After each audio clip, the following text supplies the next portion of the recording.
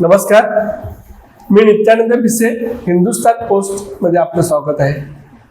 आपल्यासोबत आज एक वेगळेच पाहुणे आलेले आहेत, ज्यांनी रामायण महाभारत यांची उत्पत्तीच कधी झाली, हे ग्रंथ लिहिले केव्हा, किंवा त्याचं खगोलीय शास्त्रामध्ये कसं काय त्याचं कालमापन आहे याचं संशोधन केलेलं आहे. हा विषय वेगळा आहे, त्यामुळे आपण त्यांच्याकडून जाणून घेऊया. त्याचं नाव आहे डॉक्टर निलेश ओक. नमस्कार. नमस्कार डॉक्टर, सुरुवातीला मला सांगायचं आहे की तुमचं संशोधन हे काय आहे नक्की, रामायण महाभारत यावरती संशोधन नक्की सुरू काय आहे तुमचं? बरं, मी केलेलं सांगतो संशोधन तुम्हाला, आणि मग नवीन काय चालू आहे त्याच्यावर आपण बोलू. तर आपल्या भारतीय संस्कृतीच्या कॉन्टेक्स्टमध्ये आपण त्यांना आर्षकाव्य असं म्हणतो, इतिहास असं त्याचं वर्णन आहे, किंवा इंग्लिशमध्ये सांगायचं तर त्याला एपिक्स म्हणतात. म्हणजे आता ग्रीसमध्ये जर गेला तर ग्रीक इलियड अँड ओडेसी असे 2 एपिक्स आहेत असं ते म्हणतात. पण त्यांच्या दृष्टीनं सुद्धा ते म्हणजे वास्तवावर आधारित असेल, पण मोस्टली ती मिथॉलॉजी सारखी आहे. तसे भारतामध्ये आपण त्याला एपिक म्हणू शकतो, आर्षकाव्य म्हणून, आणि इतिहासही आपण म्हणतो त्याला. असे रामायण आणि महाभारत असे 2 ग्रंथ आहेत. म्हणजे ते आत्ता उरलेले ग्रंथ आहेत. कदाचित आणखी ग्रंथ लिहिले गेले असतील, पण आपल्याकडे ते नाहीत, त्यामुळे आपल्याला फारसं माहिती नाही. तर इतिहास म्हणजे काय, तर इतिहास म्हणजे पूर्ववृत्तम कथायुक्तम इतिहासम प्रचक्षते. पूर्वी एखादी घडून गेलेली घटना ती कथारूपानं म्हणजे रोमांचक पद्धतीनं थोडंसं सांगणं, की ज्याच्यामुळे लोकांचं लक्ष राहतं त्याच्याकडे, अशा अर्थानं सांगणं. अशा पद्धतीनं ती लिहिली जाते, त्याला इतिहास असं म्हणतात. आता तो इतिहास का लिहिला जातो, हा जो श्लोक सांगितला याचा पहिला जो पूर्वार्ध आहे तो असा आहे, धर्मार्थ काम मोक्षाणाम उपदेशम समन्वितम. गाईड बुक, मार्गदर्शक व्हावं. हे धर्म अर्थ काम मोक्ष म्हणजे आपल्या आयुष्यातले 4 पुरुषार्थ, ह्याच्याकरता मार्गदर्शक व्हावं. मराठीत सांगायचं म्हणजे थोडंसं पुढच्याला ठेच मागचा शहाणा अशा अर्थानं पण व्हावं. कारण सगळेच अनुभव आपण घेत बसलो तर ठेच कळत जाणार, तर त्याच्यामुळे आपल्याला मिळावं अशा अर्थानं एक खरोखर झालेली घटना किंवा अनेक खरोखर झालेल्या घटना त्यांना घेऊन रोचक पद्धतीनं लिहिलेलं काव्य म्हणजे इतिहास. आता त्यातली पूर्वघटना आहे ना, म्हणजे ते खरोखर कधीतरी झालं. आता ते कधी झालं हे शोधून काढायचं काम मी केलेलं आहे. महाभारत केव्हा झालं, रामायण केव्हा झालं. बरं, मग सध्या समाजात अनेक त्याचे बोलले जातं की बाबा महाभारत 5000 वर्षापूर्वी झालं, रामायण त्याच्या आधी झालं. तुमच्या संशोधनामध्ये महाभारत केव्हा झालं आणि रामायण केव्हा झालं? ओके, माझ्या संशोधनाप्रमाणे अगदीच म्हणजे हे आपलं भाग्य आहे. असं प्रत्येक वेळी शक्य होईल असं नाही, कारण त्याच्याकरता त्या योग्यतेचा पुरावा पाहिजे. पण भाग्य असं की महाभारतामध्ये इतका विपुल पुरावा आहे, आणि रामायणामध्ये सुद्धा, आणि खगोलशास्त्रातला पुरावा मी घेतलाय. कारण भारतीय संस्कृतीच्या कॉन्टेक्स्टमध्ये आणि ॲक्च्युली जगाच्या संस्कृतीच्या कॉन्टेक्स्टमध्ये ॲस्ट्रॉनॉमी इज टाइम, म्हणजे खगोल म्हणजेच काळ. अगदी तुम्हाला साधं उदाहरण सांगतो की आपल्याला हल्ली आता जास्त दिसत नाहीत घड्याळ आपल्या भिंतीवरची, पण त्याच्यामध्ये जे तुम्हाला दिसतं ना घड्याळ, म्हणजे मोठा काटा, छोटा काटा आणि 11 ते 12, हे सन डायलवरनं आलेलं आहे. पूर्वीच्या काळी असं तो रिंगण असायचं. म्हणजे आता तुम्ही जयपूरला गेलात, ते जंतर मंतर, तिथे तुम्हाला बघायला मिळेल की तिथे अशी सावलीची काठी असते, आणि ती सावली पडते त्याप्रमाणे किती वाजले असं कळतात. त्याच्यावरून मग ते आपण इकडे इलेक्ट्रॉनिकचं केलेलं आहे. सो आत्ताची सुद्धा पद्धत ही मूळ इन्स्पायर झालेली आहे खगोलशास्त्रातूनच. खगोल म्हणजेच काय, किंवा इंग्लिशमध्ये ॲस्ट्रॉनॉमी इज टाइम. आणि हे भारतीयांना माहीत होतं म्हणण्यापेक्षा भारतीयांचं ते इनोव्हेशन आहे, भारतीयांनी तो लावलेला शोध आहे. आणि त्यामुळे त्याचा वापर करून वाल्मिकी असू देत महाभारत लिहिताना, रामायण लिहिताना, किंवा व्यास असू देत महाभारत लिहिताना, त्यांनी त्याचा वापर केलेला आहे. आणि महाभारतामध्ये 300च्या आसपास खगोलशास्त्रीय संदर्भ येतात. म्हणजे महाभारत युद्धाच्या वेळेचे येतात, आधी येतात, पण त्या आसपास असे 300च्या आसपास आहेत. रामायणामध्ये पूर्ण रामायणभर पसरलेले 600च्या आसपास संदर्भ आहेत. आणि जसं आपण शब्द कोड सोडवतो ना, म्हणजे क्लू असतात ते दिलेले आपल्या आडवे उभे शब्द कसे करायचे, तसा जेव्हा खगोलशास्त्राचं ज्ञान वापरून महाभारतातले ते श्लोक त्याचा अर्थ लावून आणि ते काय म्हणतो आपण त्याला जुळवाजुळव करावी लागते. म्हणजे नुसतं आपलं तुम्हाला सुचलं म्हणून लिहून नाही चालणार, ते बाकी सगळ्यांची जमलं पाहिजे. असं जेव्हा मी केलं ते करायला मला 30 वर्ष लागली. त्यातला महाभारतातलं समजा आपण 300 संदर्भ घेतले, त्यातला एक संदर्भ म्हणजे एक क्लू धरूया आपण, तो सोडवायला मला 15 वर्ष लागली. पण गंमत अशी असते, तुम्हाला सुद्धा शब्दकोड्याचा अनुभव असते, 2-4 शब्द सुटले की सगळे उरलेले फटाफट यायला लागतात ना, तसंच झालं. हे एकदा झाल्यानंतर बाकी सगळे 300 असे आले आणि असे अगदी फिट बसतात ना, तसे बसले आणि ते एकच वर्ष सांगतात 5561 BCE, म्हणजे बिफोर कॉमन एरा. हे कुठलं? महाभारत. अच्छा. आणि रामायण तसंच 600 रेफरन्सेस आणि ते परत बसवले, तर त्याचं जे वर्ष येतं राम रावण युद्धाचं वर्ष येतं, ते येतं 12,209 BCE, म्हणजे 14,000 वर्षापूर्वी रामायण आणि 7,000 पेक्षा जास्त वर्षापूर्वी महाभारत, असं उत्तर येतं. ओके. आता मला असा प्रश्न पडलेला आहे की तुम्ही महाभारत आपल्या हिंदू धर्मग्रंथांचा अभ्यास केलाय, पण तुम्हाला असं कधी वाटलं का की बायबलचा पण थोडासा आपण काळ पाहावा, कुराणचा पण काळ पाहावा? असं आहे, नाही वाटलं ना, पण त्याच्यात काय आहे, कुराणाच्या बाबतीत तर काही आश्चर्य नाहीच आहे. म्हणजे कुराणाचा काळ हा म्हणजे प्रॉफेट मोहम्मदाचा काळ आणि तो 632 म्हणजे त्या काळामध्ये, अर्थात कुराण नंतर लिहिलं गेलेलं आहे, बऱ्याच काळानं लिहिलं गेलेलं आहे, कारण सगळ्यांनी आठवणीतून साठवलं की ते प्रॉफेट मोहम्मद काय सांगायचे वगैरे अशा पद्धतीनं. ते म्हणजे त्यांचा काळच आपल्याला चांगला माहिती आहे, 1400 वर्षापूर्वीचा. त्यामुळे आणखी कुराणाचा वेगळा काळ ठरवायची काही तशी गरज नाही. परत तुम्हाला बायबलवर येतो.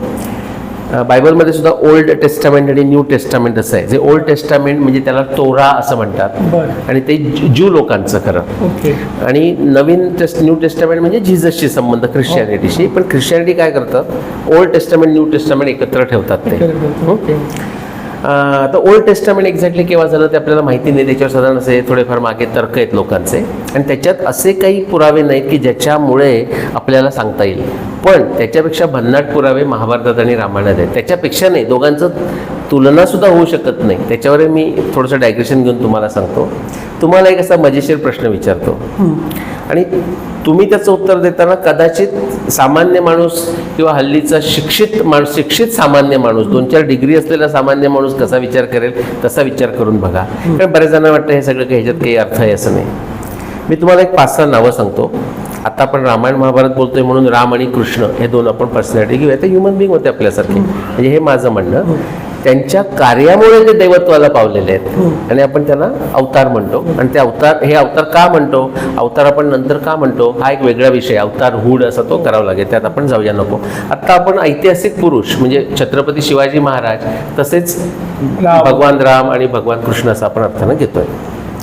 आता मी ते 2 घेतो आणि मी तुम्हाला काही नावं सांगतो. ही नावं जी सांगतोय ना, ही मागच्या 2000 वर्षातली आहेत, म्हणजे 1000 वर्षापूर्वीची, पण फार मागे पण जात नाही. उदाहरणार्थ जीजस म्हणजे येशू ख्रिस्त, अलेक्झांडर, पाणिनी. आता पाणिनी मागेही जात असेल, पण ही नावं आपण ऐकली. कालिदास, ओके, चंद्रगुप्त मौर्य, भगवान बुद्ध, भगवान महावीर. आता ही सगळी मी तुम्हाला नावं सांगितली आणि त्याच्यातच आपण एका परडीमध्ये टाकल्यासारखं राम आणि कृष्ण, पण मुद्दा मी रामकृष्ण बाजूला करतो. आता मी तुम्हाला जर असं विचारलं किंवा आताच्या शिक्षित माणसाला विचारलं की ह्या दोघांमध्ये, आता ही जी नावं सांगितली रामकृष्ण सोडून, मी तुम्हाला असं विचारलं की तुम्हाला असा विश्वास वाटतो का, म्हणजे श्रद्धेवर, की ही सगळी लोक होऊन गेली? प्रश्नच नाही असं म्हणणं. बरोबर. आता मी जर पुढचा प्रश्न तुम्हाला विचारला की ही होऊन गेली, याचा पुरावा काय? हा मात्र तोच आहे. हा एक प्रकारचा आपल्यावरती असलेला समजुतीचाच भाग झालेला समजूत. पण हे तुम्हाला माहिती आहे, अनेक लोकांना माहीत नाही. अनेक लोकांची अशी अत्यंत चुकीची समजूत आहे की रामकृष्ण एका बाजूला ठेवूया, पण ही बाकीची जी मी नावं सांगितली त्याच्यामध्ये आपण पायथागोरस, प्लेटो, ॲरिस्टॉटल किती नावं शकतो. ते म्हटलं काय हा प्रश्न आहे, ऑफकोर्स ते होऊन गेले. आणि मी म्हणायचं पुरावा काय, अगदी आपण काही लोकांना आर्किओलॉजी पुरावा, पुरातत्व पुरावा म्हणजे फार काहीतरी वाटतं. ते म्हणतात अरे म्हणजे आहेच. मग म्हटलं सांगा मला एक पुरावा. त्याचं मी तुम्हाला उत्तर सांगू शकतो. ही जी सगळी नावं सांगितली आणि आत्ता मी ॲड पण केली, सॉक्रेटिस आणि प्लेटो आणि अरिस्टॉटल, या सगळ्या लोकांमध्ये आर्किओलॉजी, ज्याला पुरातत्व पुरावा असं आपण म्हणतो, त्यातला एकही पुरावा जगात कुठेही नाही, झिरो. आणि त्यांच्या विरुद्ध मला काही नाही आहे. आणि मला असंही म्हणायचं नाही आहे की तो पुरावा नाही म्हणजे ते नव्हते अस्तित्वात, असं मला काहीच म्हणायचं नाही. पण त्यांच्या संदर्भामध्ये त्यांच्या लेखन म्हणजे लिहिलेलं आहे, म्हणजे त्या बायबलमध्ये आहे, पण ते आपल्या महाभारतात पण आहे. पण तेवढाच जर पुरावा असेल तर मग महाभारतातला कृष्ण या लोकांना पटत नाही खरोखर होऊन गेला. तुम्हाला असं म्हणायचं आहे की वस्तुरूपात किंवा वैज्ञानिक पद्धतीनं ज्याचं परीक्षा घेता येईल, म्हणजे कार्याकारण भाव म्हणा किंवा इंद्रिय प्रामाण्यानं ज्याची एखाद्या पुराव्याची परीक्षा घेता येईल, पुस्तकात दिलेलं सोडून की येशू ख्रिस्ताचा जन्म कुठे त्या गावात झाला किंवा प्लेटोचा शिष्य अरिस्टॉटल होता किंवा अरिस्टॉटलचा शिष्य प्लेटो होता, अशी माहिती म्हणजे काय म्हणूया ग्रंथामध्ये लिहिलेलं सोडून द्या, ते आपल्याकडे रामायण महाभारत पण आहे ना. पण बऱ्याच लोकांचे आर्ग्युमेंट असे असतात, आर्ग्युमेंट म्हणण्यापेक्षा त्यांना अशी खात्री असते की हे तर काय प्रश्नच नाही हो, हे सगळे झाले. पण मी सांगतो ही जी सगळी लोक सांगितली रामकृष्ण सोडून, यांच्या बाबतीमध्ये पुरातत्वीय म्हणजे त्यांचं काहीतरी सापडलंय, शूज सापडलाय आणि हे करून तो त्याच्याशी लावता, असा काही पुरावा नाही. इनफॅक्ट मी म्हणतो शूज सापडून सुद्धा उपयोग काही नाही, कारण तो शूज एखादा सापडला तो अलेक्झांडरचा कसा, हे कसं ठरवणार. याच्याकरता आपण विज्ञानामध्ये असं म्हणतो की असा काहीतरी पुरावा पाहिजे की ज्याच्यामुळे हे नक्की खोटं किंवा नक्की खरं असं सांगता येईल. त्याला वैज्ञानिक भाषेमध्ये crucial evidence, crucial experiment, critical evidence असं म्हणतात. मी त्याचं तुम्हाला एक उदाहरण म्हणून सांगतो, मजा लोकांनाही ऐकणाऱ्यांनाही मजा येईल. मी आता एक वाक्य सांगणार आहे आणि ते तुम्हाला सांगायचं हे वाक्य खरं का खोटं. मी तुम्हाला असं एक वाक्य सांगतो.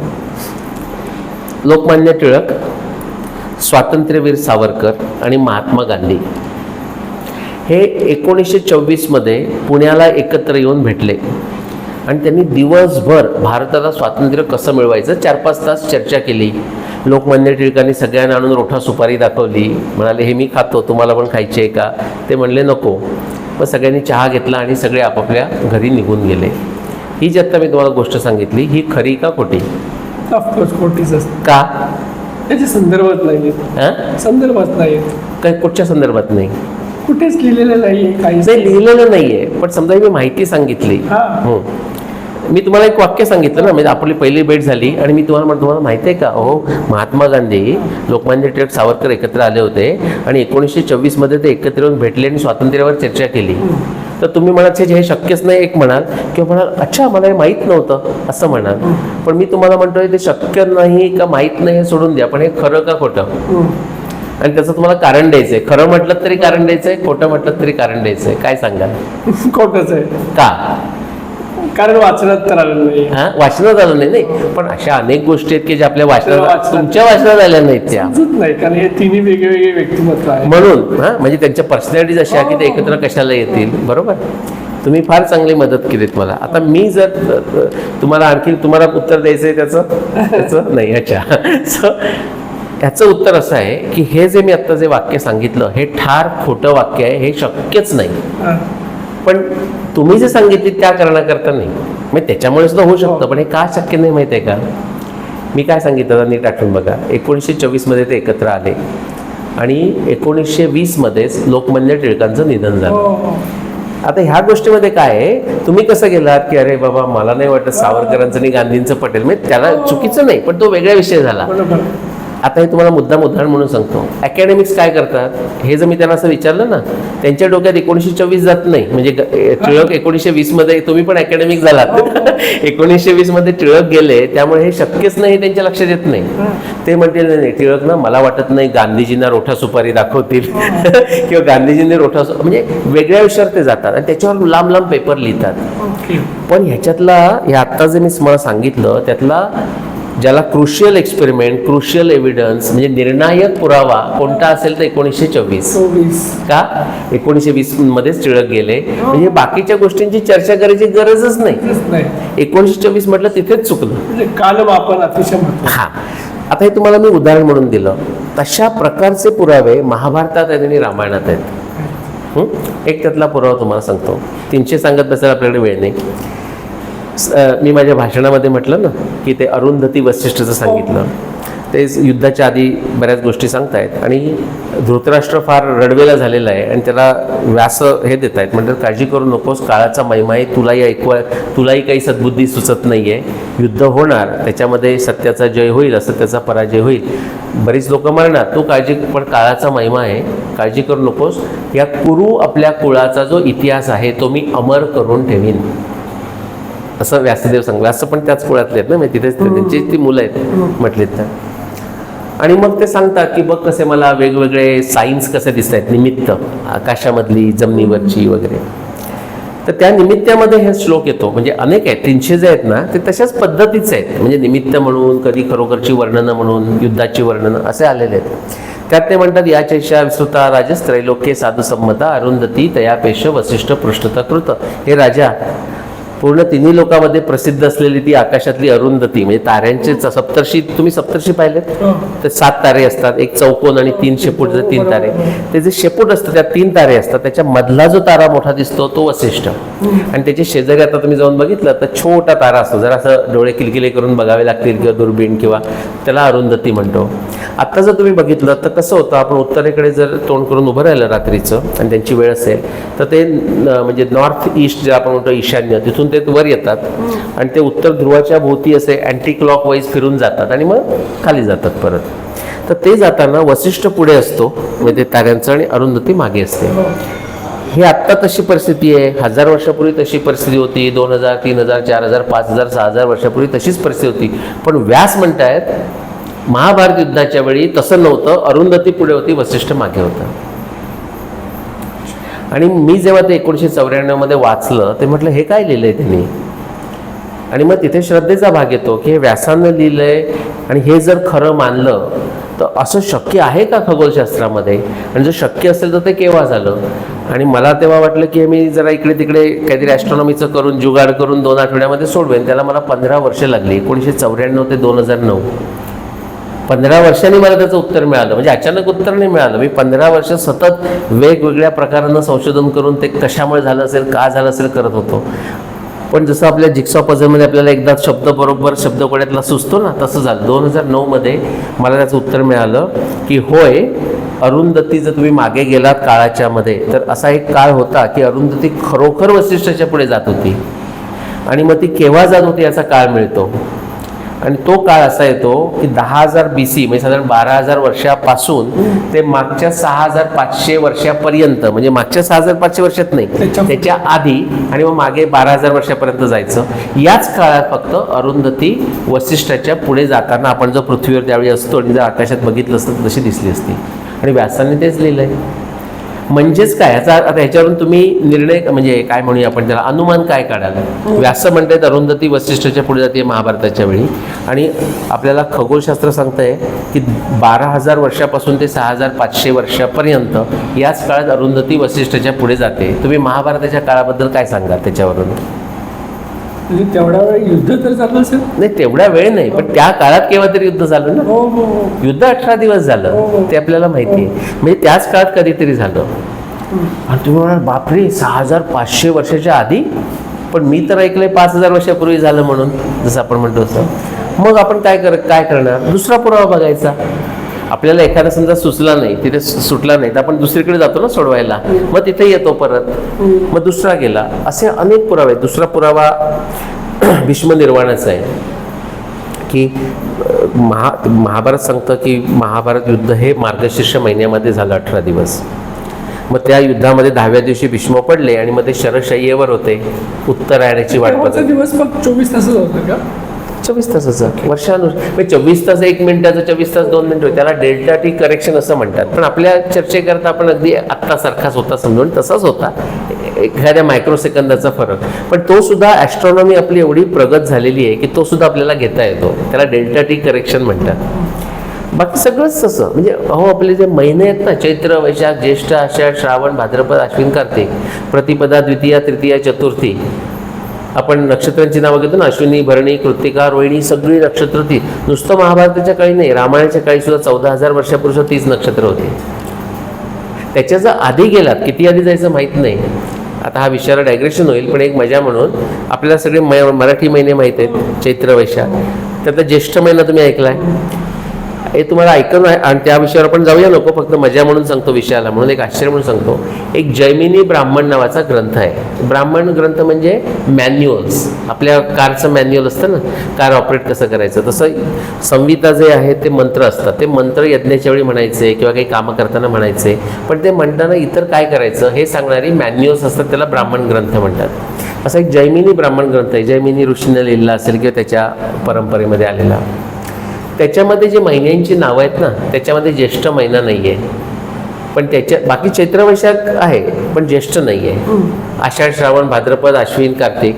पण तिथे श्रावणानंतर कुठचा महिना आहे माहिती आहे का मध्ये, भाद्रपदाच्या आधी शततारका हे आपल्याला नक्षत्र आहे 27तलं, तर त्याच्या नावानं महिना आहे. जसं हे बाकी महिने सुद्धा नक्षत्रांच्याच नावाने आहे. म्हणजे त्याच्यावर आपल्याला कळेल जैमिनी ब्राह्मण हे आणखी किती, म्हणजे 14,000 वर्षापूर्वीचा तो ग्रंथ आहे. कारण मागच्या 14,000 वर्षामध्ये आत्ताचे आपले महिने जे तेच आहेत. सो जसे पुरावे सांगितले असे सोडत गेलं तर ते 5,561 महाभारत असं युद्धाचं येतं, 12,209 हे रामायणाचं येतं.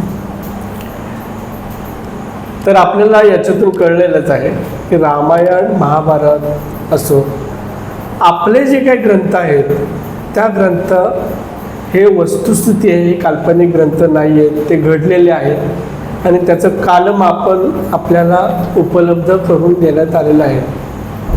परंतु दुसरी बाजू अशी आहे की कुराण, बायबल असे जे ग्रंथ आहेत त्यांचं मात्र वैज्ञानिक दृष्टिकोनातून पुरावे उपलब्ध होत नाही, वस्तुस्थिती आहे. आणि हे जाणून घेणं आपल्यासाठी उत्सुकतेचं ठरलेलं आहे. धन्यवाद. नमस्कार.